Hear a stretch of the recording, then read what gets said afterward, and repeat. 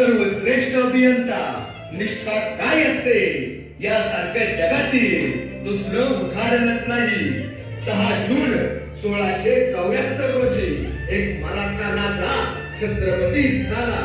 राज्याभिषेकाच्या वेळी शिवाजी महाराजांनी फिरोजींना विचारलं, फिरोजी तुम्ही रायगड राजधानीचा गड उभारला, बोला तुम्हाला काय पाहिजे?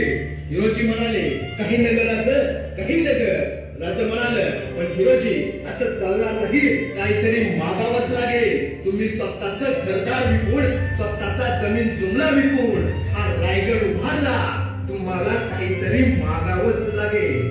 त्यावेळी हिरोजी म्हणाले, राज एक गोष्ट मागितली तर द्याल का राज?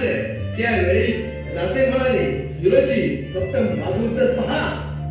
राज या रायगडावरती आम्ही एक जगदीश्वराचं मंदिर उभारलंय. त्या मंदिराच्या एका पहिलीवरती एक दगड लावायचा आणि त्या दगडावरती मजकूर लिहायचा, सेवेचे काही तत्पर.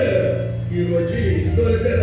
पण राजे म्हणाले, हिरोजी मागून मागून काय मागितलं? फक्त एका दगडावरती मजकूर कोरण्याची अनुमती. असं का? हिरोजी तुम्ही जमीन जुमला काही मागू शकत असते, पण एका दगडावरती फक्त मजकूर कोरण्याचीच अनुमती का?